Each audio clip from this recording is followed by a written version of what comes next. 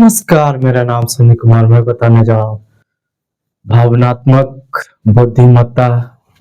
इसमें आपको खुशहाल जिंदगी के लिए आखिर भावनात्मक बुद्धिमत्ता क्यों जरूरी है, ये समझना अनिवार्य है, जरूरी है। वो इसलिए क्योंकि अगर आप किसी पर उम्मीद रखते हैं तो वह आगे चल करके दुख का कारण होता है। आप परेशान हो जाते हैं उस वजह से। लेकिन इसमें ऐसे कुछ महत्वपूर्ण बातें बताया गया है जिसके माध्यम से आप जो है खुशहाल जिंदगी जीने के लिए भावनात्मक बुद्धिमत्ता को विकसित कर पाएंगे और फिर अच्छे से जीवन व्यतीत कर सकेंगे। देखिए, होगा ये कि अगर आप खुशहाल जीवन जीने के लिए भावनात्मक बुद्धिमत्ता विकसित कर लेते हैं तो आप जिंदगी में लक्ष्य तक सही से पहुंच पाएंगे और लक्ष्य तक पहुंचने का जो सफर है उसे बड़े ही आसानी से तय कर पाएंगे और कामयाब हो पाएंगे, सफल हो पाएंगे।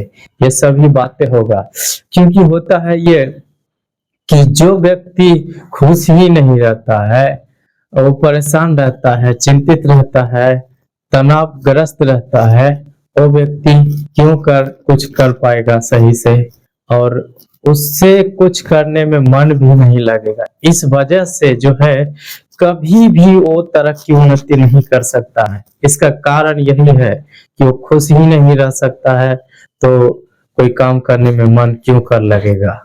तो इसीलिए खुशहाल जिंदगी जीने के लिए भावनात्मक बुद्धिमत्ता विकसित करना अनिवार्य है। तो चलिए इसमें 7 ऐसे महत्वपूर्ण बातों को समझेंगे जो कि आपको खुशहाल जिंदगी जीने के लिए मदद करेगा और भावनात्मक बुद्धिमत्ता विकसित करने में भी आपको सहयोग करेगा, जिससे आप जो है कब कहां पर कैसे क्या बोलना है, कैसे संवाद करना है और किस तरह से करना है, और जब कुछ खराब परिस्थिति आता है तो उस परिस्थिति में कैसे स्थिर रह करके कैसे हैंडल करना है, कैसे वहां से फिर आगे बढ़ करके कुछ नया करना है, कुछ नया सोचना है और अच्छा से जिंदगी जीना है। चलिए देर न करते हुए वही 7 महत्वपूर्ण बातों को शुरुआत करते हैं। पहली बात, अपनी भावनाओं को समझें। आप जो है अपनी भावनाओं को समझने की कोशिश करें। इसमें आपको इस बात का ध्यान रखना होगा, ख्याल रखना होगा कि आप जो विचार प्रस्तुत करने जा रहे हैं उस विचार को स्पष्टता के साथ और सही से प्रस्तुत करें, जिससे आपकी भावना अगला व्यक्ति सही से समझ पाए। चाहे एक दूसरे से वार्तालाप करना हो, या भाषण देने के लिए जाते हैं, या फिर प्रेजेंटेशन देने के लिए जाते हैं, हर परिस्थिति में यही नियम लागू होता है कि आप अपनी भावनाओं को समझ करके उसे स्पष्टता के साथ सही से प्रस्तुत करेंगे तो अगला व्यक्ति है या जो ऑडियंस है वो सही से समझेगा और समझ करके आपकी बातों को लागू करने में भी और सही निर्णय लेने में भी अगला को मदद मिल सकता है। तो स्पष्टता होनी चाहिए और सही और बातों में सच्चाई होनी चाहिए। इस प्रकार से अगर आप करते हैं तो आपके लिए अच्छा होगा और प्रतिक्रिया आपको आनी अच्छा मिलेगा, फीडबैक अच्छा मिलेगा। इसी से जब तक स्पष्टता नहीं होगा तब तक आपको फीडबैक प्रतिक्रिया अच्छा नहीं मिल सकता। इसलिए अच्छा फीडबैक चाहते हैं, अच्छा प्रतिक्रिया चाहते हैं तो स्पष्टता से बातों में सच्चाई और सही से प्रस्तुत करने की कला होनी चाहिए। दूसरी बात, संवेदनशीलता का अभ्यास करें। संवेदनशीलता मतलब कि कैसे, किस प्रकार से, और कहें यूं तो संवेदनशीलता मतलब सहनशील होना, और सहनशील होने से तात्पर्य यह है कि कोई भी बात को लेकर के तुरंत निर्णय लेने के लिए उत्सुक नहीं होना, तुरंत उत्तेजित नहीं होना, तुरंत प्रतिक्रिया देना नहीं है।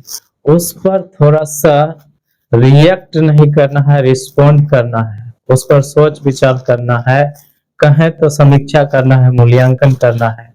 उसके बाद फिर सही से सोच समझ करके प्रतिक्रिया दें, तो इसका परिणाम कुछ अलग ही होगा और अलग ही प्रभाव पड़ेगा कोई भी बातों को लेकर के या दूसरे व्यक्तियों के ऊपर, या मतलब जहां पर भी आप अपनी भावनाओं को प्रस्तुत करते हैं वहां पर इसका प्रभाव अलग पड़ता है।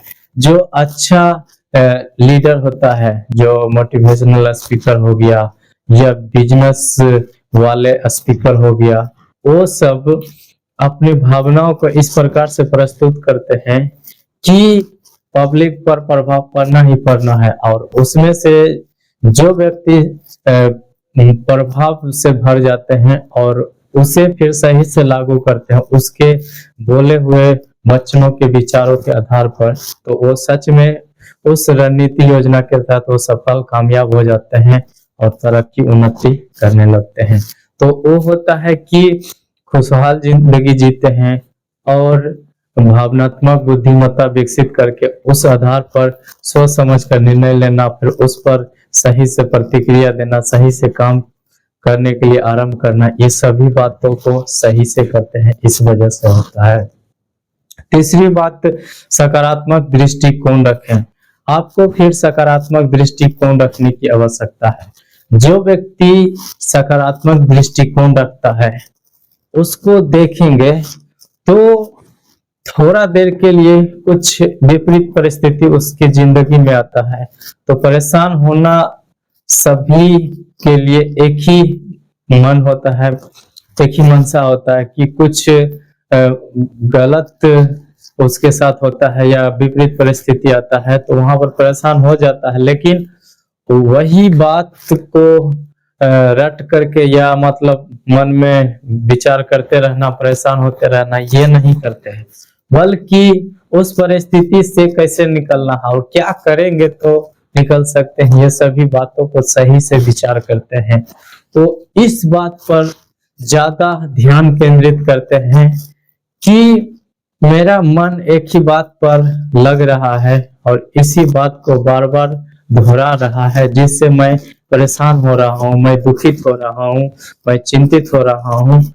तो क्या करते हैं, अपने मन को दूसरे चीजों में लगाते हैं, या कहीं भगवान का नाम लेते हैं, या मुझे क्या करना चाहिए ऐसा जो कि हम आगे बढ़े जिंदगी में या खुशहाल जिंदगी जी पाए, अच्छा से रह पाए, जीवन सही तरीके से व्यतीत कर पाए, ये सभी सोचते हैं।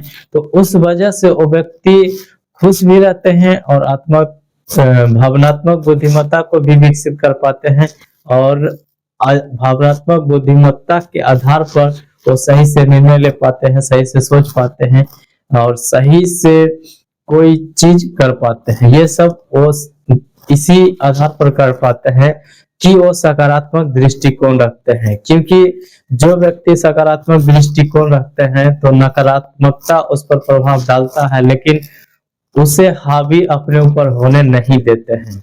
क्योंकि देखिए, नकारात्मक बातों को लेकर के एक ही बात मन में दोहराते रहना और उसी पर पूरा मनन करते रहना आपको और मानसिक रूप से ग्रस्त कर सकता है, और जब मानसिक रूप से ग्रस्त हो जाएंगे तो और कोई चीज करने में मन नहीं लगेगा और किसी से बातचीत करने में मन नहीं लगेगा, तो और आप खराब हो जाएंगे, बेकार हो जाएंगे। और ये बात आप तो गौर किए होंगे कि जो व्यक्ति का बुरा स्वभाव होता है, अच्छे से व्यवहार नहीं करता है, उस व्यक्ति से लोग भी बातचीत नहीं करना चाहते हैं, उससे बातचीत करना ही बंद कर देते हैं। तो अपने अंदर सही से व्यवहार करने की आदत डालिए। अगर आप सही से व्यवहार करने की आदत डाल लेंगे तो लोग आपको पसंद करेंगे, लोग आपको चाहेंगे, लोग आपसे प्यार भी करेंगे, आपसे बातचीत भी करना चाहेंगे। ये सब होगा सही से बात विचार करने के माध्यम से। यानी कहें कम्युनिकेशन स्किल अच्छा होना चाहिए, यानी बातचीत करने की कला सही होनी चाहिए, सही से व्यवहार करने की भावना आप में होनी चाहिए। यही होता भावनात्मक बुद्धिमत्ता का इस्तेमाल करके सही से अपनी जिंदगी में लागू करना। चौथा है दूसरों की भावनाओं को समझें। आपको फिर दूसरों की भावनाओं को समझना है कि उसका मकसद क्या है, इरादा क्या है, किस भावना से बोल रहा है, वो उसका इसका इंटेंशन क्या है, इरादा क्या है। मतलब अगला व्यक्ति के इरादा को समझ जाएंगे, तब आप उसके इरादा के आधार पर, उसके मकसद उद्देश्य के आधार पर उसी के जैसा प्रतिक्रिया देंगे तो वो व्यक्ति खुश हो जाएगा, प्रसन्न हो जाएगा, और वो व्यक्ति आपको बोलने लगेगा कि आप मेरे लिए भगवान हैं, आपने मेरे लिए बहुत बड़े काम किए। देखते हैं कोई व्यक्ति अ, अन्य दूसरे व्यक्ति के लिए कुछ भलाई का काम कर कर देता है, कुछ मदद कर देता है, तो बोलता है कि आप मेरे लिए भगवान हैं, आप मेरे लिए अच्छा व्यक्ति हैं, आपने मुझे सही मार्गदर्शन दिया, इस प्रकार से कहते हैं। तो दूसरे की भावनाओं को समझने की कोशिश कीजिए, दूसरे की इरादा को समझने की कोशिश कीजिए, और यही होता है उलझन का कारण पारिवारिक जीवन में या रिश्तेदारों में। तो अगर आप समझ जाते हैं और समझ करके उस प्रकार से फिर समस्या को हल करने के बारे में सोचते हैं और हल करते हैं, तभी जो है खुशहाल जिंदगी जी सकते हैं। अन्यथा आप परेशान होते रहेंगे और उससे निराशा आएगा, निराशाजनक स्थितियों का सामना करना पड़ेगा। इसलिए ये सब से बचने के लिए चाहते हैं तो खुशहाल जिंदगी के लिए भावनात्मक बुद्धिमत्ता विकसित करें। ये सभी बातों को सही से लागू करके और इससे करने के लिए आरंभ करने की कोशिश करें, और इसी प्रकार का अपने अंदर लक्षण गुण विकसित करें, तब जो है जल्दी से जल्दी खुशहाल जिंदगी जी पाएंगे और भावनात्मक बुद्धिमत्ता विकसित कर पाएंगे। पांचवा है संचार में स्पष्टता। आप जब भी वार्तालाप करते हैं एक दूसरे से या किसी सभा में संबोधित करते हैं, उस वक्त आपका जो वार्तालाप करने की कला है उसे सही से सटीक और स्पष्ट रूप से प्रस्तुत करें, तब जो है बहुत बढ़िया प्रतिक्रिया मिलेगा, बहुत बढ़िया फीडबैक मिलेगा, बहुत अच्छा आपको सुनने को मिलेगा। ये सब चाहते हैं तो इसी प्रकार से आपको रिएक्ट करना होगा। छठा है ध्यान करने से मानसिक शांति और एकाग्रता को बढ़ाएं। आप ध्यान करने के माध्यम से मानसिक शांति को प्राप्त कर पाएंगे और एकाग्रता को बढ़ा पाएंगे। ये होता है इस बात को लेकर के आजकल कई बातें सुनने को मिलता कि जो बड़ा बड़ा आदमी है या मोटिवेशनल स्पीकर है वो सब भी मतलब मानसिक रूप से ग्रस्त हो जाते हैं, लेकिन ये सब को खत्म कर सकते हैं। मानसिक बीमारी को आप जड़ से खत्म कर सकते हैं। कब? आपको ध्यान लगाना है, और ध्यान वो ऐसा वैसा नहीं, क्योंकि आपका ध्यान ज्यादा जो है गलत चीजों में चला जाता है और उसी में ज्यादा मन लगता है। तो आपको वहां से अपने मन को भटका करके सही चीजों में लगाना है, और उसमें नहीं लगेगा, लेकिन उस सही चीज को और दिलचस्प मजेदार बना करके करना है, जिससे आपका मन लगे वो सब करने में। तो देखिए अभी के जो मॉडर्न का एजुकेशन सिस्टम है उसमें भी आप कॉमेडी घुसा दिया है और कुछ मजेदार दिलचस्प बना करके वो शिक्षा को प्रस्तुत करते हैं, जिससे बच्चों को मन भी लगता है और सीख भी जाते हैं अच्छे तरीके से। तो वैसे ही करेंगे तभी जो है सही होगा। सातवां है विशेषज्ञों से सीखने के लिए कार्यशाला में भाग लें।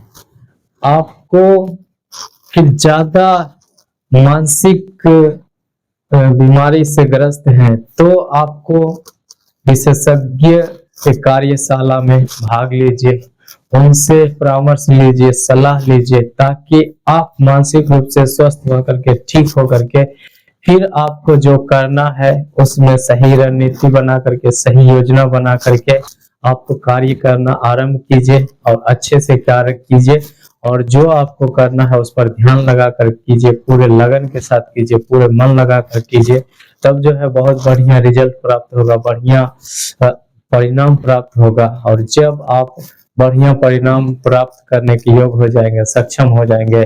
तो उससे आपका दैनिक जीवन का जरूरत है आपके जिंदगी में वो सब पूरा होगा, और वो सब पूरा होने से आप अच्छा महसूस करेंगे, खुश होंगे, प्रसन्न होंगे, आनंदित होंगे, ये सभी बातें होगा और खुशहाल जिंदगी जी पाएंगे। तो ये सब होगा भावनात्मक बुद्धिमत्ता विकसित करने के माध्यम से। तो ये सभी बातों के ऊपर ध्यान देना है, क्योंकि इसमें 7 ऐसे महत्वपूर्ण बातों को देखते हैं जो कि खुशहाल जिंदगी के लिए अ, जरूरी है, और भावनात्मक बुद्धिमत्ता विकसित करने के माध्यम से ही खुशहाल जिंदगी जी सकेंगे। तो इस बात को समझे हैं और इसे अपनी जिंदगी में लागू भी करना जरूरी है, क्योंकि ये 7 महत्वपूर्ण खुशहाल जिंदगी के लिए बहुत ही महत्वपूर्ण है। तो मैं उम्मीद करता हूँ ये वीडियो आप लोग को अच्छा लगा होगा, जानकारी पूर्ण लगा होगा। तो मेरा उत्साह बढ़ाने के लिए लाइक कीजिए, शेयर कीजिए और कमेंट में अपना विचार अवश्य बताएं। चैनल पर पहली बार है तो चैनल को सब्सक्राइब कर लीजिए, घंटी के ऑल वाले बटन पर दबा दीजिए। वीडियो पूरा देखने के लिए आपको दिल से धन्यवाद।